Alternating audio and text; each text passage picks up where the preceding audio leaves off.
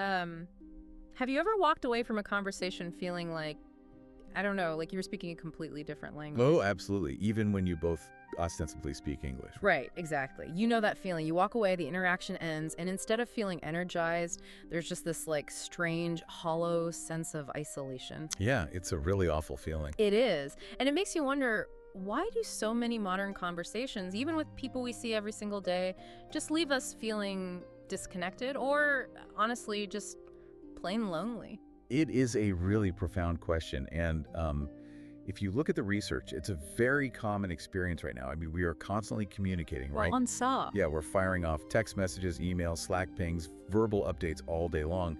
Yet that genuine, resonant feeling of being truly understood by another human being, it just seems rarer than it has ever been. And that feeling, or well, the lack of it, is exactly the mission of today's deep dive. We're exploring the subtle, often invisible art of building instant, genuine connections. Which is so needed right now. Definitely. So we're going to examine the microdynamics of how we communicate. We have some incredible source material today that does side-by-side comparisons of what they call connection killers versus connection builders. I love those terms. Same. And the goal here is to learn how to shift from our default, which is usually this like self-centered talking, into a state of deep, empathetic listening. So, okay, let's unpack this. Yeah, let's do it. To really get to the bottom of this, we have to start by setting the right context. Because there is a massive misconception about what makes someone a great conversationalist. Right. This deep dive is absolutely not about teaching you charisma. We aren't looking at how to craft the perfect elevator pitch, you know? No life hacking your way to being the most popular person in the room. Exactly. We certainly aren't trying to hack a conversation so people walk away thinking you are the smartest person there. Instead, we're dissecting the internal psychology of our everyday mundane chats. The normal stuff. Right, the normal stuff. Because what the data shows is that true connection is remarkably simple at its core. It isn't about impressing anyone. It is simply about making the other person feel truly seen. Seen, not impressed, not managed, not fixed. Just seen. Exactly, just seen. I think before we can even look at specific scenarios from the sources, we really have to dismantle that charisma myth you just mentioned. Because society constantly tells us that to be a good communicator, you need to be like endlessly entertaining. Yes, the performance trap. Yeah. It is the single biggest hurdle to genuine connection. The performance track, yes, that's it. The primary issue highlighted in our source material is that we mistakenly believe connection requires a show. Right, we think we need to be on stage. Exactly. We think we need a spark, a witty comeback, a fascinating story ready to go at all times.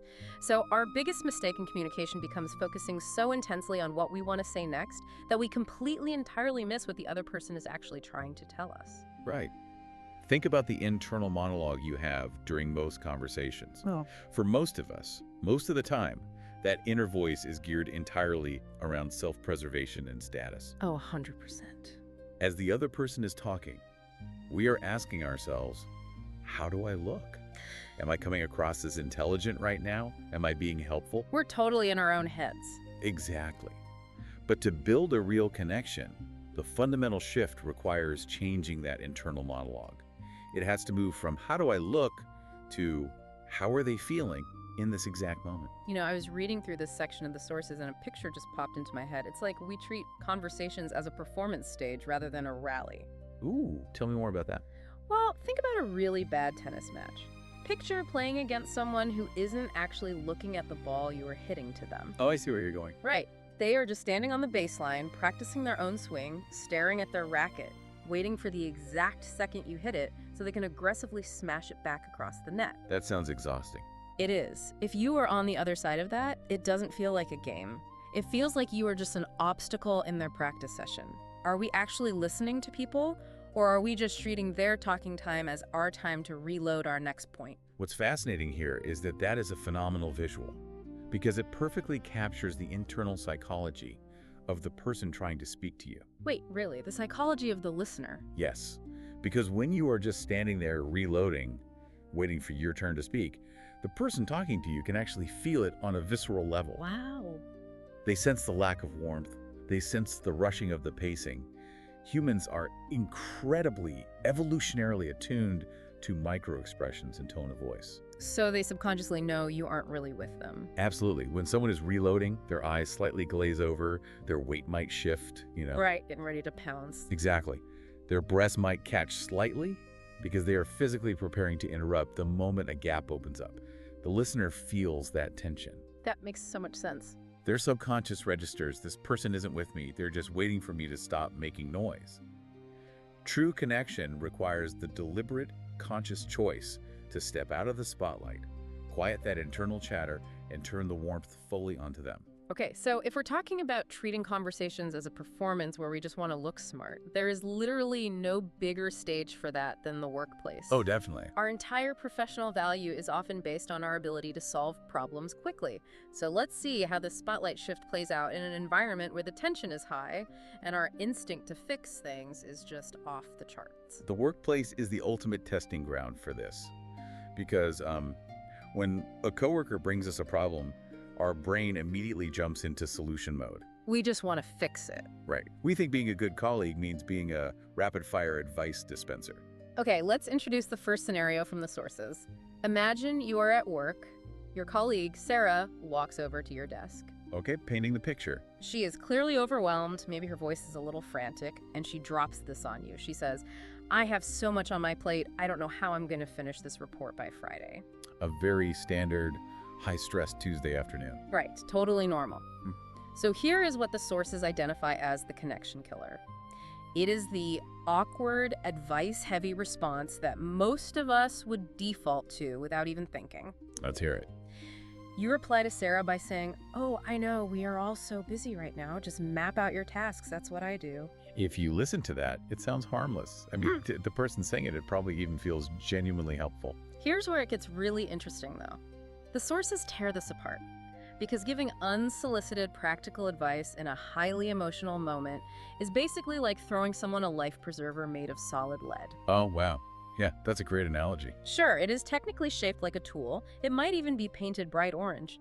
But if you throw it to someone who is actively drowning, it just drags them straight to the bottom. Let's dissect the mechanics of why that lead life preserver fails so dramatically on a psychological level. Please do. First, it dismisses Sarah's feelings entirely. She was expressing overwhelm, which is a deep, visceral state of stress. By immediately saying, we are all so busy right now, you have instantly minimized her unique pain. Ouch. And you've stolen the spotlight back to yourself or, to the general office environment. You've essentially told her, your stress isn't special, get in line. And then comes the heavy lead advice. Just map out your tasks. Right. That unsolicited advice implies that she hasn't thought of basic time management. Which is kind of insulting. It feels incredibly patronizing to a capable professional. The underlying message she hears is not support. What she actually hears is that you find her emotional state uncomfortable, and you want this interaction to end as quickly as possible. So you are fixing the problem to relieve your own discomfort, not hers. That is a harsh reality check. If you're listening to this and cringing because, well, you gave someone a lead life preserver today, you aren't alone. It's our default programming. We all do it. So let's rewind the tape. Sarah comes up, panicked. I have so much on my plate, I don't know how I'm going to finish this report by Friday. Here's the alternative, the connection builder. Okay, let's hear the better way. It's an empathic, feeling first response. You pause, you look at her, and you say, it sounds like you're carrying a really heavy load right now, Sarah. That's incredibly stressful. What's the biggest bottleneck holding you up? The difference in the microdynamics there is just staggering, and it all comes down to pacing and validation. It feels so much calmer. Yes. A connection builder response naturally slows the frantic momentum of the conversation down. Notice the warmth in the tone. You acknowledge the stress first, carrying a really heavy load. Right, before jumping to solutions. Exactly. You are validating her reality before you attempt to do anything else. You are communicating, I see your stress, and it is a valid thing to feel. And only after that validation do you ask a question. But you aren't telling her what to do. You aren't saying, go make a list. You are asking, what is the bottleneck? It is an open-ended question, which is crucial here. It creates a safe psychological space for her to breathe without forcing a solution down her throat. It gives her control back. Right. You are inviting her to analyze her own problem with you acting as a sounding board, rather than positioning yourself as the superior advice giver looking down from above. This is how you shift from being just another coworker to being a genuine ally. It is amazing how just a few deliberate words completely change the temperature of the room. You can almost feel her shoulders drop. You really can. But let's say you master that at work. You become the ultimate ally for Sarah. Then you clock out, you go home, and you walk through your front door. And everything changes. The professional filter drops completely. The ego gets heavily involved. Because if the trap at work is the urge to fix, the trap at home is the desperate urge to be right. Oh, the stakes feel entirely different at home. With coworkers, we generally maintain a professional distance. True. But at home, our patience is usually depleted and our egos get tangled up in the day-to-day friction of sharing a life with someone. Let's look at the family scenario from our sources to see this in action. Imagine a partner or a spouse comes home from a long day. Okay. They walk through the door, throw their keys on the counter, and mutter with absolute venom, "I am so sick of my commute. The traffic was absolute chaos." I think everyone listening has been on one side or the other of that exact interaction. Oh, without a doubt. Now let's look at the connection killer. The cold, logical, advice-heavy response. You look at them from across the kitchen and say, well, if you left 15 minutes earlier like I suggested, you'd miss the bottleneck. You can practically hear the door slamming in the distance. It is brutal. Contrast that with the connection builder. It's a softer, much more indirect approach. They say the traffic was chaos, and instead of correcting them, you say, that sounds exhausting. Traffic just drains the life out of you, doesn't it? Come sit down, let me grab you a glass of water. The emotional difference there is night and day.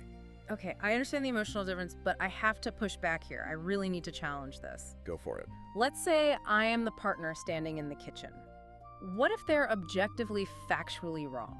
Ah, the logic trap. Yes. Like, what if I know for an absolute certainty that leaving the house at 7:45 instead of 8:00 a.m. completely solves the traffic issue? Why can't I just tell them that? It's tempting.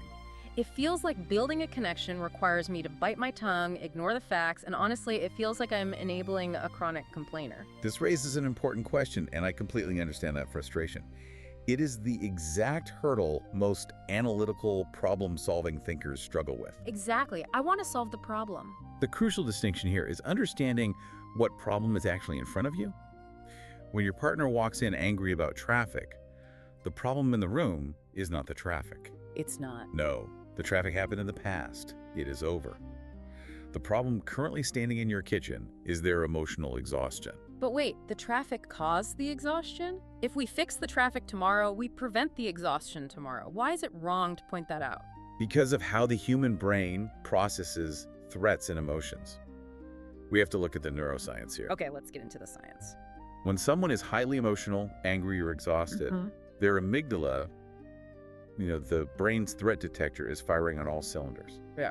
And when the amygdala is highly active, it literally inhibits the prefrontal cortex. Remind me, what does the prefrontal cortex do? That's the part of the brain responsible for logic, reasoning, and taking advice. Oh, so their logical brain is essentially offline in that moment. Offline and completely unreachable. Right. Throwing cold logic at an active amygdala is like throwing gasoline on a fire. Yikes. It does not solve the exhaustion. It just makes it worse.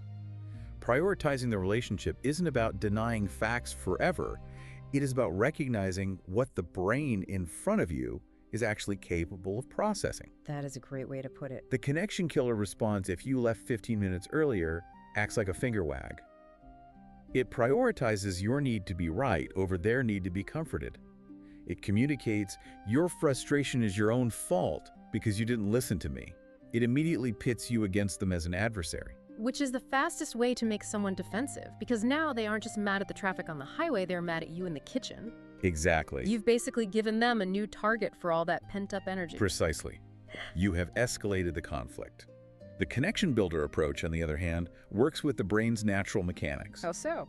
You prioritize emotional comfort by using soft, indirect language. Traffic drains the life out of you, doesn't it? This is a psychological technique called mirroring. You are reflecting their emotion back to them without judgment. When you validate an emotion, you actually help the amygdala calm down. You send a signal that they are safe, which brings that logical prefrontal cortex back online much faster. By offering a glass of water and acknowledging the exhaustion, you melt the distance between you. You move from being an adversary holding a stopwatch to being a partner offering refuge. That is a massive paradigm shift. It isn't that my logic is wrong, it's that my timing is disastrous. Perfectly said. You aren't ignoring the logic forever. Maybe tomorrow morning over a cup of coffee when everyone is calm and the prefrontal cortex is fully engaged, you can gently suggest leaving earlier. But in that heated, immediate moment, logic is a weapon, not a tool. Empathy is the only tool that actually works. The logic can always wait. The connection cannot. If you miss the window for connection in that vulnerable moment, no amount of good advice will repair the subtle damage done to trust. So what does this all mean for us? If we zoom out and look at both Sarah panicking in the workplace and the partner fuming after their commute, It's the same core issue. right.